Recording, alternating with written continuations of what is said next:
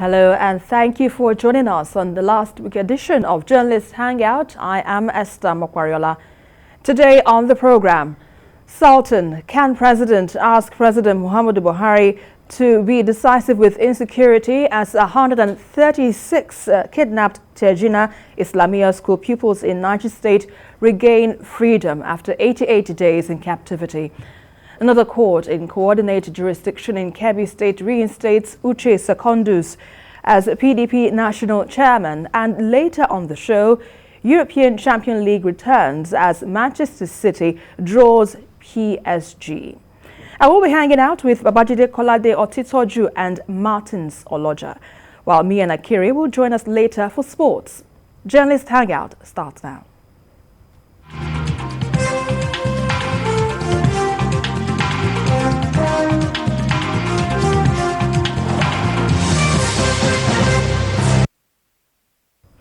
Well, all it takes for evil and injustice to thrive in the society is for men of goodwill to be silent.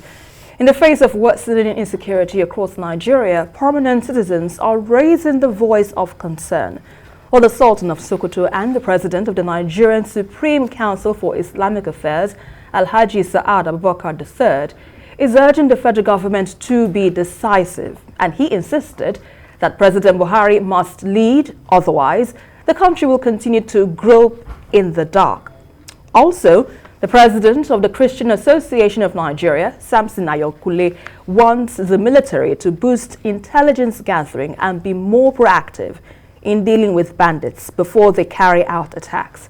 Meanwhile, there is cheering news from Niger State as 136 kidnapped pupils of Tanko Saliu Islamic School, Tejina in Rafi local government area of the state have been released, and they were freed by the abductors in Kebbi State after 88 days in captivity.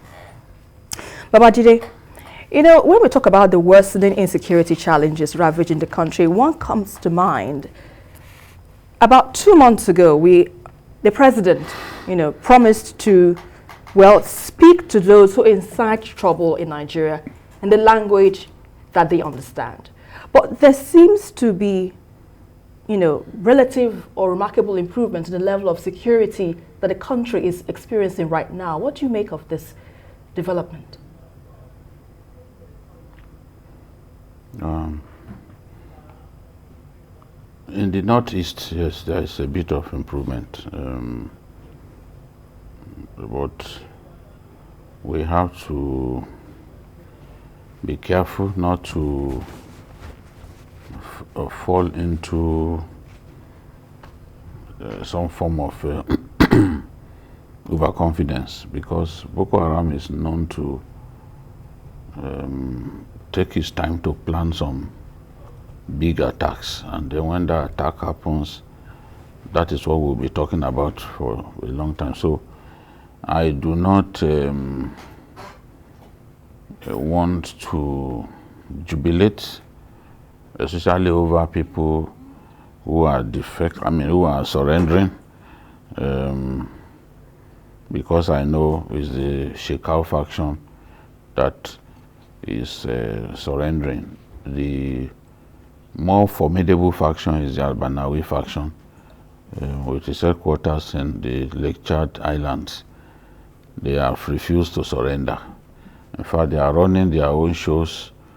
The communities that they are in control of, they've imposed taxation on our people. I just got some videos and pictures yesterday showing even ISWAP courts in session, trying people in the Islamic way. So that's like telling us that there's a government within a government. The earlier we put an end to that nonsense, the better. So, when it comes to the Northwest, banditry has not abated. There is no sign of improvement. We still receive report that at midnight of today, or of yesterday, about 11 persons were killed in Katsina. They've sustained their attacks on Katsina communities killing people, kidnapping people. So there's still a lot of work for the president to do. While we give God the glory for some achievements that have been recorded, especially in Niger, yes, the activities of bandits in Niger has gone down, no doubt about it. And I know there has been sustained bombing of the enemy positions in that area, but because the terrorists in that area or the bandits in that area have a way of moving into Kaduna, from Kaduna moving to Katsina, so they are very mobile. So once you are attacking them in one location, they easily leave that area, and that's why most of the bandit leaders, their camps are located in border towns, so they can easily move to contiguous states. So that is the situation that we find ourselves. I agree with the Sultan that the president has to show leadership, and he has to be very decisive. If he has aides that are not giving their best, he has to show them the door. He said he does not want to live as a failure. The only way that would not happen is if the people that the president appointed to positions give their best. The president must come out with KPI for the people who work with him. Any one of them who is not giving his best, the president should not hesitate to dismiss. That way others will sit up that, look, this president means business and we have to work, otherwise we won't be able to keep our positions. You know, they should not relax believing that the president is somebody who doesn't like sacking people, therefore they can keep their jobs. No, it has to change. Now, since he says he does not want to fail, everyone working with him must be ready to sing from the same hymnal with him. If they are not ready to sing with this from the same hymnal with him, then they have to go. That's showing leadership. That's being decisive.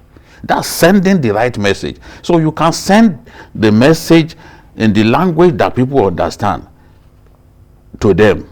And when we are talking about sending a message in the language that people understand, it is not bandits alone that ought to understand the language of the president. The people that you have appointed as your own aides, you should also talk to them in the language that they will understand. That this is a president who does not want to brook nonsense, who will sack me if I don't give my best, if I'm not seen to be performing. That's the way it should be. By now, we should have even had maybe a cabinet reshuffle, for example. The dead woods in the cabinet should be allowed to go. You can't simply keep your job because, the president likes me. No. You have to earn your position. There are stars in the administration we know who are giving their best, but there are some in this administration who are not doing anything. They're just there every time it is the president that people talk about. But they are there, they are earning they get paid for doing little or nothing. So that has to change. Talking about change, Martins, Babajide has mentioned that indeed the president has to be decisive in taking a concrete step if we're to deal with this insecurity challenge headlong. But let's look at what is responsible for the rising banditry cases. Is it on the part of the government, giving them what they want, or is it a part of social integration, which is not quite unifying? What exactly, is responsible for the rising cases of banditry, kidnapping, and worsening insecurity in the country these times? Well, I think first and foremost, from what we have been discussing in recent time and from even a newspaper editorial, it is high time we began to address these people as terrorists only, not bandits. They are more than bandits. Bandits cannot bring down an Air Force plane. Bandits couldn't have attacked the NDA the way they attacked in a clinical manner, and no one was arrested. These people are terrorists. And a newspaper has actually advised the federal government, a newspaper based in Abuja and owned by people from the north, specifically advised government not to address and treat some people as bandits, because what we are saying is beyond banditry. We have to put that one in context. Barely 18 months to the end of the administration.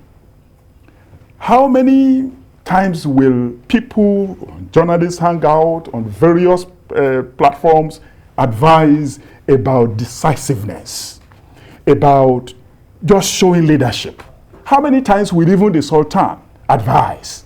How many times will traditional rulers, religious rulers, and even National Assembly members advise Mr. President be decisive? It's not about criticism.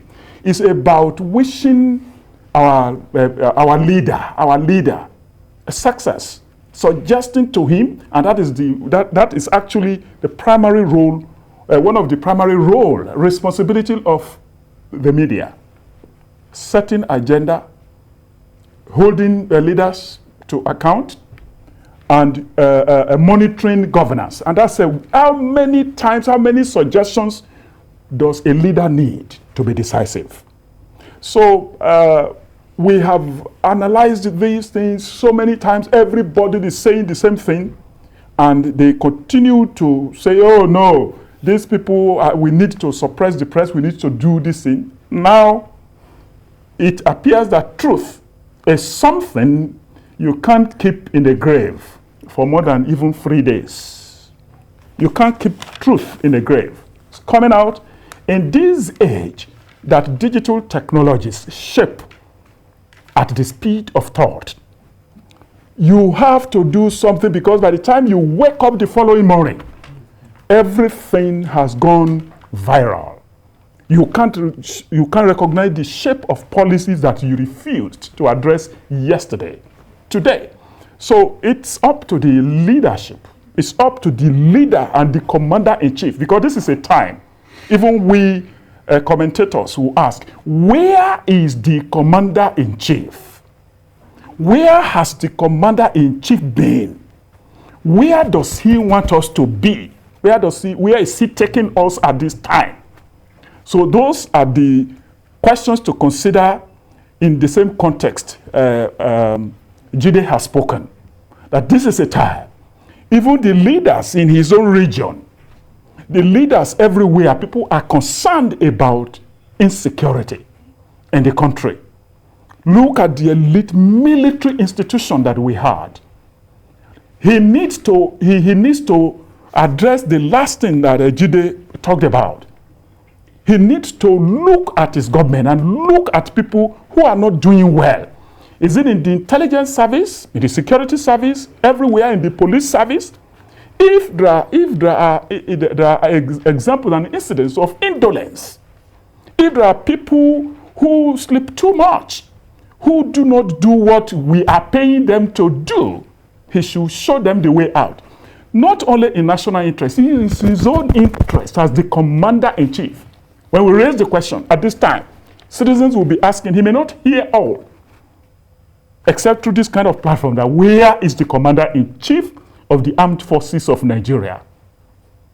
So it's in his own interest to begin to look at people who are not helping him if he doesn't want to fail. All right, I understand we have a call from Kaduna. Abubakar, please go ahead with your contribution.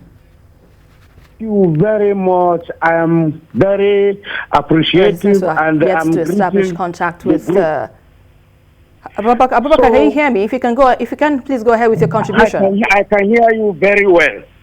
All right, it seems to have lost connectivity with him over there. So let's look at, still on the same matter, Babajide. Aside from this worsening insecurity challenge, about 136 students or pupils have regained their freedom, which is a plus, more or less. But I'm particularly concerned about these young ones who've been exposed to, these kind of attacks, bandits being held against their will, subdued, facing a level of fear. There isn't any protection. So what does it say about the Nigerian youth? What future do they have when you see them being exposed to things like this at a very tender age? Pupils, for instance, young children who should be well protected by the parents, by the government, but yet they're in the hands of bandits. They are freed now after how many months? But what does it say about the future of the Nigerian youth? Well, we can still redress things. by putting an end to the nonsense that is going on with these bandits. What we are saying is, let government deal decisively with the threat that these bandits constitute. We can't have a situation in which some people will feel that they are bigger than the Nigerian state, they storm schools, kidnap people, and simply take them away to ask for ransom in exchange for their freedom. Those kids, the Islamia pupils, 86 days in captivity, that is enough to shatter any child. But the greater agony was even on their parents, because for some of them, they're so young, you know, and children, young children, they forget things easily, you know. But mental agony for their parents, some of them sold their houses. The school was said to have sold even a piece of land just to pay these bandits, who at a point were even saying, no, this money is not enough, go back, you know, we'll get more. We must protect our children. We must make it impossible for bandits to attack schools and take away children. The whole idea of the Safe School initiative that came on board in 2014 was to ensure that what happened in Chibok was not replicated. But what have we seen? In the Northeast, apart from the incident in Dapchi, in Yobe State, no school has successfully been invaded by terrorists, by Boko Haram terrorists in Borno State.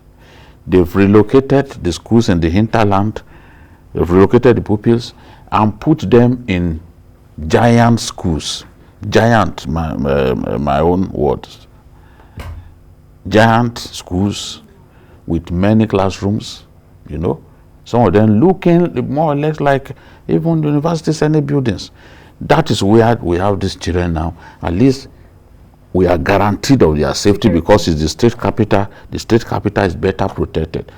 These people are, a lot of them are even cowards. They first look at the level of security that a school has before they even go there. So what we are saying, these children have no reason in the world to be subjected to this kind of trauma so early in their lives.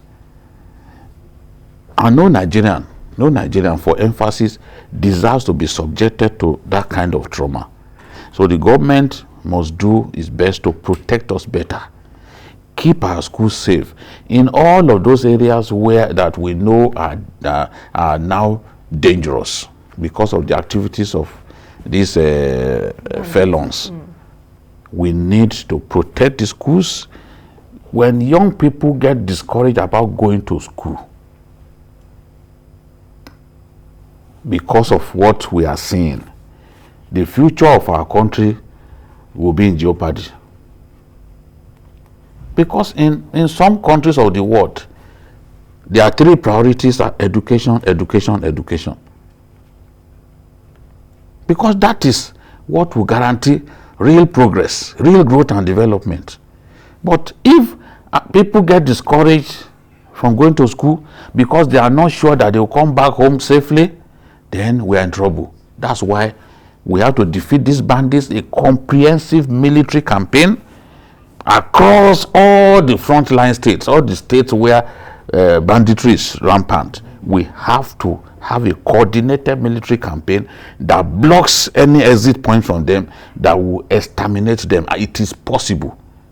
If we have the will, then the way will be open to us. All right, I understand we have another caller from Jos. Godwin, please go ahead with your contribution. Yeah. Babajide, Good evening.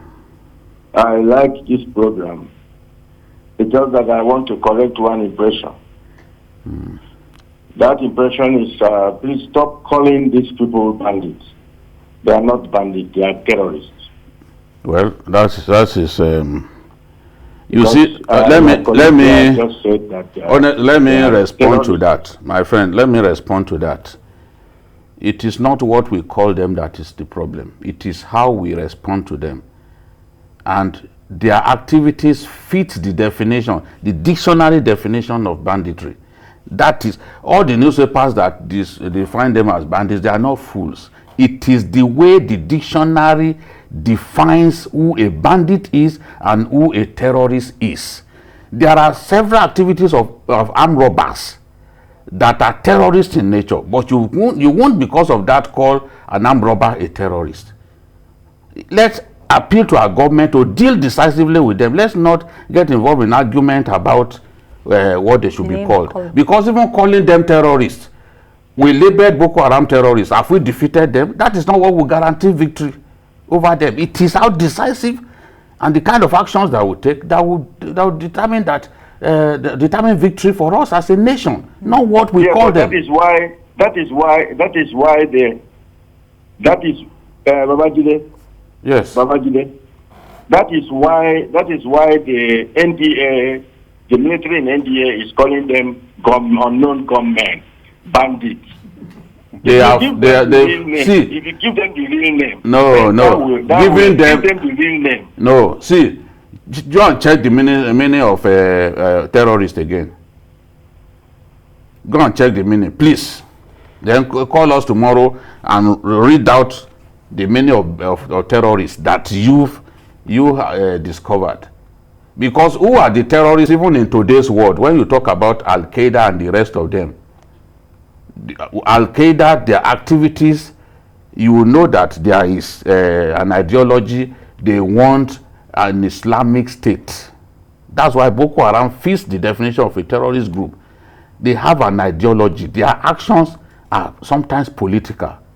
But a man who just comes to the road to kidnap people, put them in a vehicle and drives them away all for money. Most terrorist groups are not created just simply to make money. They have a plan.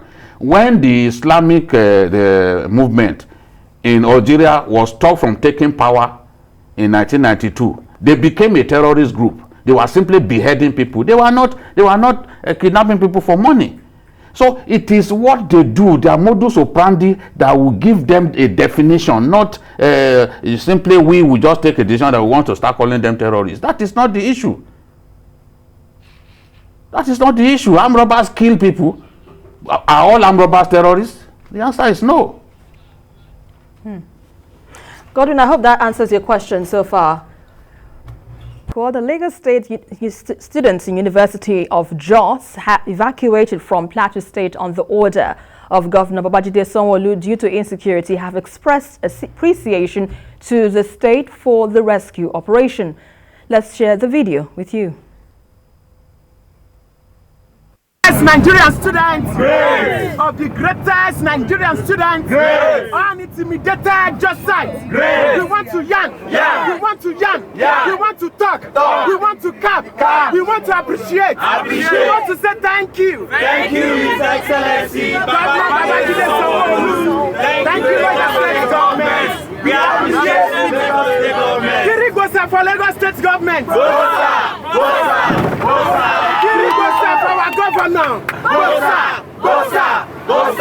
Of the University of Jos students, both the indigenous and non-indigenous residents of Lagos State, we are here to say thank you to the Lagos State government and the governor, His Excellency, Governor Babajide Sanwo-Olu, and the entire body that came to our rescue.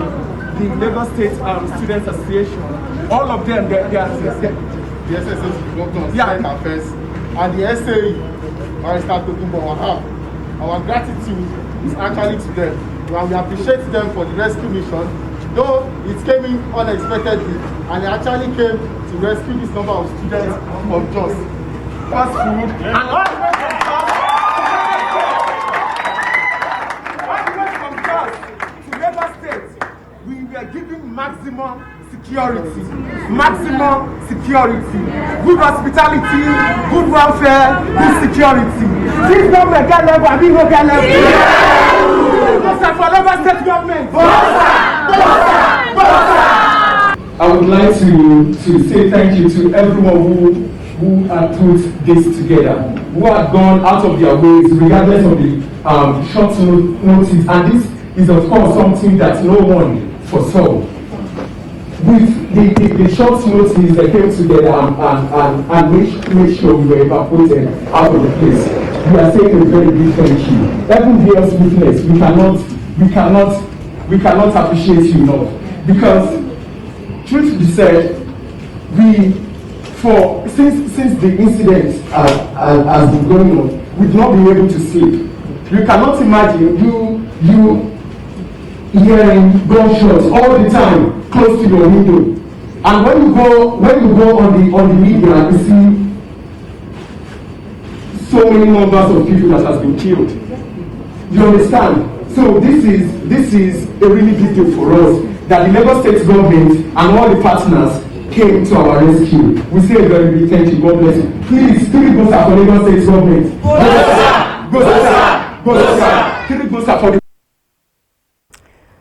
Well, in the troubled Plateau State, some youths are initiating moves to restore peace. Well, the youths, which cut across various ethnic and religious groups, are pushing for peace in the state after recent killings.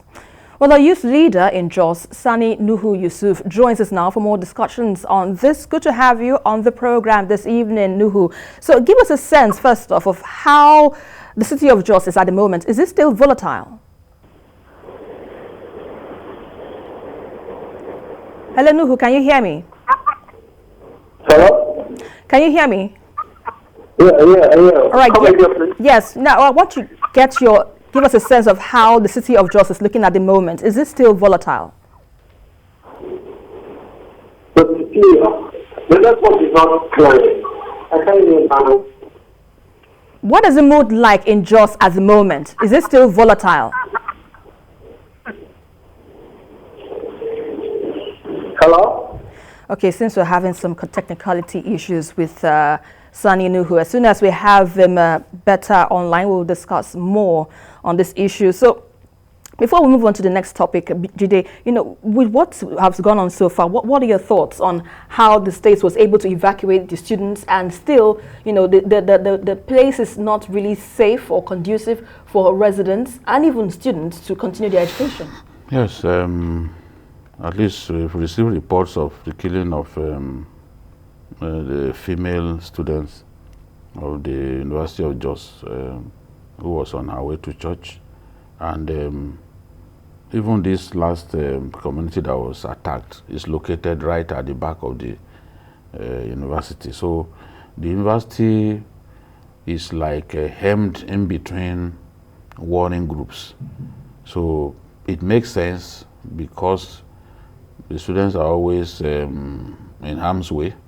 It makes sense to for states to evacuate their students, and that's what the Lagos State governor has done. Some states too have done something similar. And I'm sure the parents of those students will be really delighted to have their kids back. And when lasting peace is restored to to Jos, then the unit Jos can reopen for academic work. Right. Martins, what strategy do you think can be adopted to ensure there's peace in Jos? What strategy are we going to submit? How many suggestions again? And the answers continue to blow in the wind after asking so many questions about what strategy. It's unfortunate that Jos, and Jide knows quite well, Jos used to be a melting pot. But it's not a place that should have suffered this kind of thing. You see, expatriates have good schools, good climate. A place like that, they just desecrated the place. They just violated the place like this with all kinds of terrorism. It's not good. Well, I think John Major was even he lived there. Yes. Prime Minister John Major. Yes. He lived in when Jos. he was working with a bank in Nigeria. It's very, very unfortunate that Jos is like this. Look at the number of students from different parts of the country. They are evacuating from the University of Jos. And it goes back to, apart from suggestion, let's even discuss consequences. you know, most of these parents are not likely to even allow their children to just say lose a year, lose education, go back to another university. And just as a lecturer put in front of his, at the door of his office in South Africa, and when you want to destroy a country, destroy its education. Just as there was a reference to it earlier. Now, destroying education, they are attacking the military of a country. They want to discuss, they want to destroy the country. Well, and it's really very, very unfortunate that Jos, you know, in a part of the Middle Belt, part of the North Central, not far away from the nation's capital, and you see so many people learn to speak Yoruba in Jos. Jide? Yeah. Because huge Ogbomoso, yes, especially in Nasarawa really Baptist area. Yes, it's a really worrying development. But let's hope that there will be a lasting solution to the crisis in Jos. Well, let's quickly move on to our next issue for today. The last is far from being heard regarding the leadership crisis rocking the People's Democratic Party. Well, the crisis took another twist on Thursday when a vacation judge of the Kebbi State High Court, Justice Nusirat Umar, restored the embattled national chairman to his job. The deputy national chairman, south of the party, Yemi Akinwumi, had assumed leadership of the PDP in acting capacity following a restraining order on Secondus by a court of coordinate jurisdiction in Port Harcourt, Rivers State. Well, the latest court verdict means Secondus retains his seat, albeit pending further development within the party. So, Jide, what will the PDP do at this point, seeing that it has two contradictory verdicts from the court? Well, first, I think Secondus's lawyers should have known that a court of coordinate jurisdiction cannot vacate an injunction. That's the one that stopped him from parading himself as chairman of the party. And then the ideal thing to do would have been to go back to that court that gave the ex parte order and say, see, there are some material facts that were missing or that were not presented before you gave that ex parte order. Can you please put this ex parte order aside? That's an option that should have been exercised, but they must have felt, look, in Wike's Rivers, that they will not be able to get a judge that will favor them. So they now ran all the way to Kebbi State. It is the nature of the judiciary to behave in this manner. People know, you saw the one that happened about Anambra State. Somebody went all the way to Birnin Kudu, and he knew it was wrong. He knew that judgment that he got, that order that he got was an illegal one that amounted to nothing. But he still went there. This is their own way of buying time. But the National Caucus of the party at its 40th meeting agreed that convention should hold 30th of October and the 31st tentatively. So they are presenting that their report to the NWC, and the neck of the party is meeting tomorrow. Now, at today's meeting, which ended a few hours ago, despite that order that Secondus got, he did not preside over the meeting. It's still the Deputy National Chairman South that presided over the meeting. The question is, who presides over the next meeting tomorrow? That will give us a clear sign of the future of the PDP. Secondus, they wanted to give Secondus what looked like a soft landing when they said, no, let's not wait until November for the convention. Let's do it in October. But it was said that Secondus was angry about that and said no, that he wanted to complete his first term, at least to set the record as the first PDP national chairman to successfully complete a first term. But that now got his enemies within the party fired up, and this legal battle began. It's just similar to what the APC people did with Oshiomhole. There would not be an end to this until they find a political solution. And the political solution may then be that Secondus should be kicked into touch.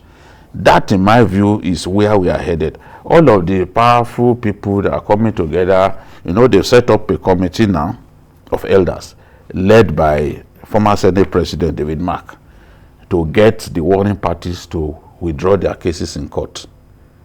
That is the goal of David Mark and his people.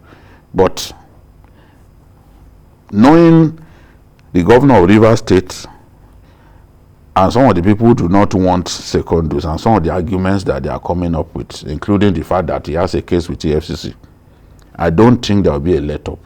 I don't think they will leave him alone. And if they can successfully have their NEC meeting, the NEC is the second most powerful organ of the party after the convention. If they can have that NEC meeting tomorrow without Secondus presiding, because Wike never wanted him to preside over the NEC meeting, because that's the place where decisions like, oh, who will be in the electoral body for the convention and all that will be taken. He doesn't want him to be in charge when they are making those big decisions. If tomorrow they hold that NEC meeting and Secondus does not preside, it will be clear to me that he's on his way out. Martins, let's look at this matter critically. What do you make of this internal wranglings and perhaps what future the party holds going to 2023 elections? Just as Jide said in reference to the APC, even the ruling party, you know, it's really unfortunate that the political class in Nigeria generally, comprising APC, PDP, the political class has to depend on a court before they can organize themselves. You have to depend on courts to ensure that your mandate is secure. You have to depend on courts to confirm candidates for election. You have to depend on courts for almost everything. It's a failure of their own kind of leadership. That Wike and second Wike, who imposed him, it was the turn of the Southwest. At the time they imposed even Secondus on the party. But the same Wike who said, no, what have the Southwest contributed? And he, on his own, quote unquote, installed Secondus, is the same person who does not want him. It's the same political class from the same state. And from all these things, these political class people, they should begin to have some elite consensus in the interest of this country, because political party system is critical. The success of political party system is critical to the success of democracy. If there is no political party system, there will be no future. You use the word future. Look at it this way. It is so easy for somebody who has been president of the Senate, who has been governor, who has been this thing, after 8 years, will just say, I'm no longer part of this party. You just call a few people, call a press conference, say I am now just like one senator who was a minister on the platform of a particular party yesterday, just announced that he has moved to another party. You know, what kind of country is that? What kind of democracy? What kind of development will that kind of democracy bring to a country? What kind of culture, political culture is that? When the political party system is not stable, there will be no stable democracy. Right now, it's a democracy powered by the judiciary. A 3-man, 7-man, 21-man panel will just impose somebody. If the Supreme Court will just give a ruling that so is the governor, even without going through any election, because of inability of our political class to organize internal democracy, which is the beginning of the success story of democracy. Internal democracy is critical, but they can't build consensus. The greed for power. Greed for power, ego. They can't discuss. They depend on money. It is the same political class that will go and vote out electronic transmission of results. In our democracy in 21st century, it's the same class. This kind of political class, I think we just send a message to them that they should borrow a leaf from what just happened in Zambia. where the youth took control of politics, and they installed the leadership that they deserve. So I think that we should send a message to this political class that we are beginning to see them as very corrupt and unable to build consensus around issues that will develop this country, the most populous black nation on earth. Look at the way they are throwing it. No political party system that is corrupt like this can install a democracy, a kind of leadership that we deserve at this time. We don't deserve them. There, Martins, indeed. Point taken there. Well, we're still going ahead in this program. Soccer excitement is hovering in the air as the most prestigious club competition in the world, the UEFA Champions League, returns, with actions beginning in mid-September. Now, the 32 teams involved in this season's UEFA Champions League now know their group stage rivals after conclusion of the draw in Istanbul, Turkey on Thursday. Let's share some of the excitements with you.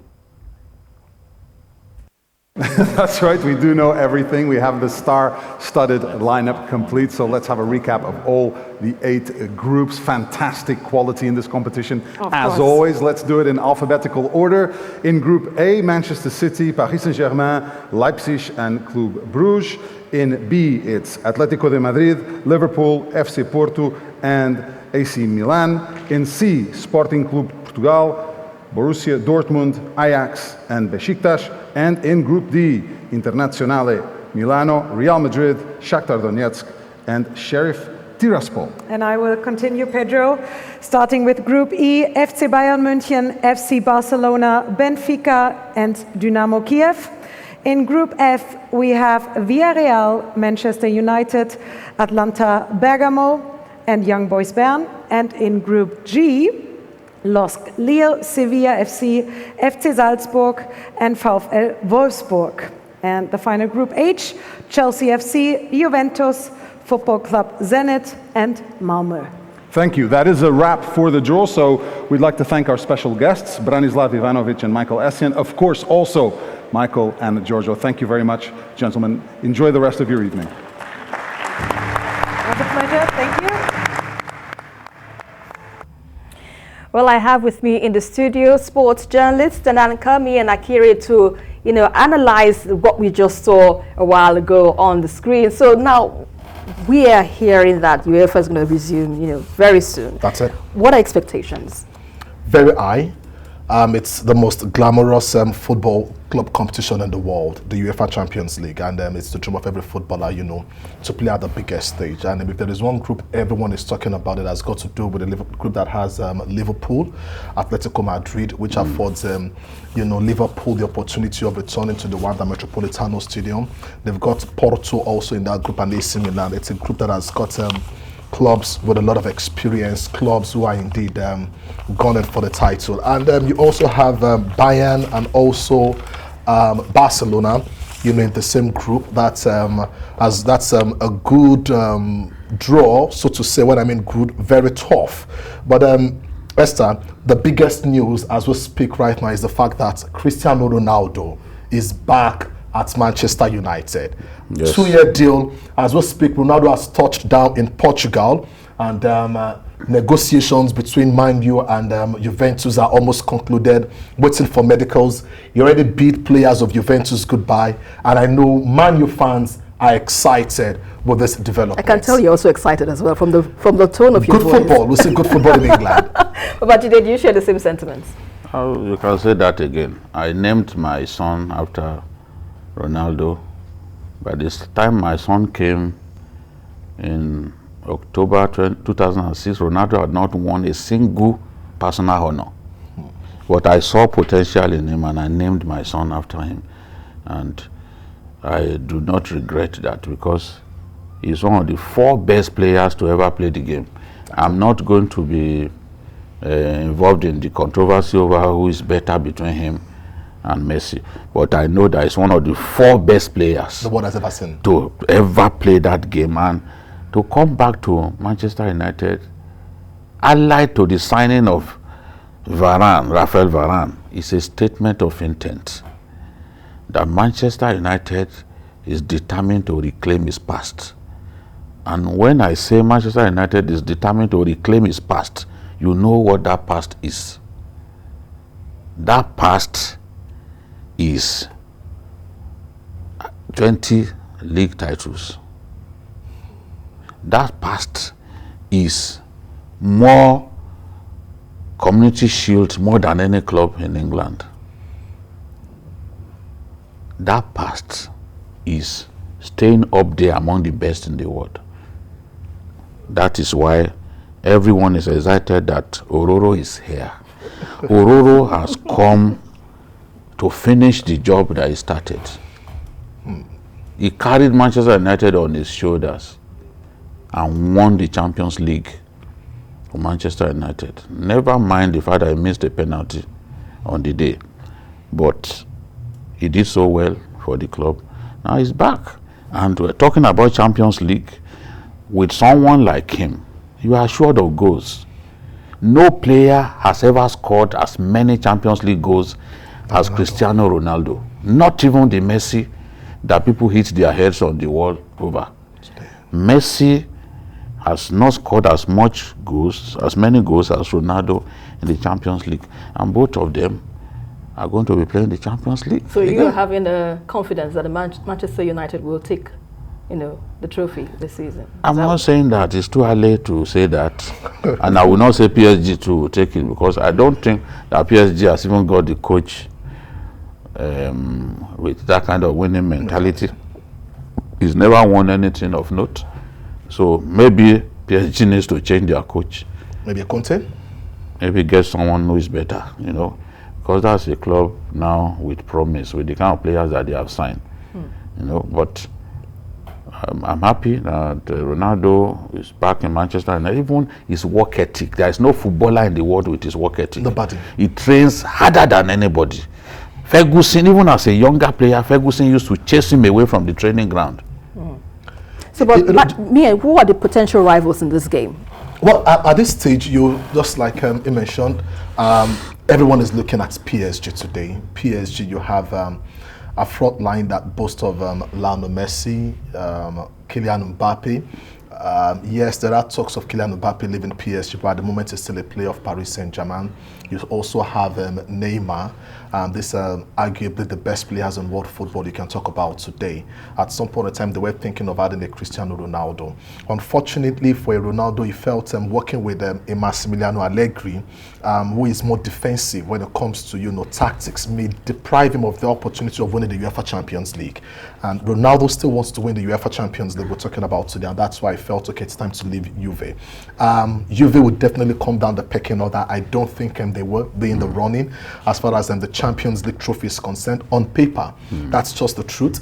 You want to look at the same group with Chelsea. They're in the same group with Chelsea, holders of the title. You can't rule out Chelsea at this stage because of the way they've reinforced the team. And the good thing about Abramovich, the owner of the club, is that he does not want a coach who will be too comfortable on the job. He wants titles. He does not mind, indeed, paying the rest of the contract of the coach, paying him off. What he wants is instant success. Get the job done. And at the moment, they have a manager who has that winning mentality also. He's got the players. The board is, backing him, and you can't rule out Chelsea from what they've done last season, what we've seen so far. I think I will be going for the likes of Paris Saint-Germain, Chelsea. You can't rule out Real Madrid should Mbappe move, because that could see the light of day. And Liverpool, fingers crossed. But with Ronaldo at Manchester United, you see, the amazing thing about Ronaldo is he's 36 today. But Lukaku, who moved to Chelsea, for close to £100 million, for crying out loud, did not score much goals than Cristiano Ronaldo, despite Ronaldo's age in the Serie A last season. Yes. That's what you should think of. Lukaku is 28, Ronaldo is 36, and he still has that winning mentality. And this calls for, I think the world will miss players like Ronaldo and Messi when they call it quits. Messi, reports from PSG has it that earlier today, he still trained for 2 hours extra after his teammates had left the pitch. That's why they are on top of their game. That's it. That's why they are exceptional, because the work ethic is just spot on. You expect the best from them because they give their best at training. You know, a lot of today's players have a lot to learn from these people. You know, these two players will be exceptional, the best of their generation, and maybe they ought to have come at different times. Yes. You know, so that they won't be rivals, and everyone will have all of the accolades that both of them are sharing now. At least one person. Quickly, I know time is not your friend. The times of our friend. 10 seconds. Well, the social media handle is buzzing now. Edward van der Sar is asking questions. Manchester United fans, how are you feeling? I'm looking at a change of squad number at Manchester United, and how many jerseys will be sold, you know, once they start making, you know, Ronaldo jerseys available. That means he has to take his number 7 jersey back. That's it. He has to take it back. CR7. CR7. Yes, we know. That's it. Ororo is back. Ororo back. Well, that's where we leave it for today's edition of Journalist Hangout. Many thanks for being a part of it. Join us again tomorrow for another episode of the program. You can watch a repeat broadcast tonight at 11. Don't forget also to join Journalist Hangout on Sunday from 1:30 to 3:30 p.m. We are also on YouTube at youtube.com/TVC News Nigeria. I'm Esther Mokwariola. Bye for now, and God bless Nigeria.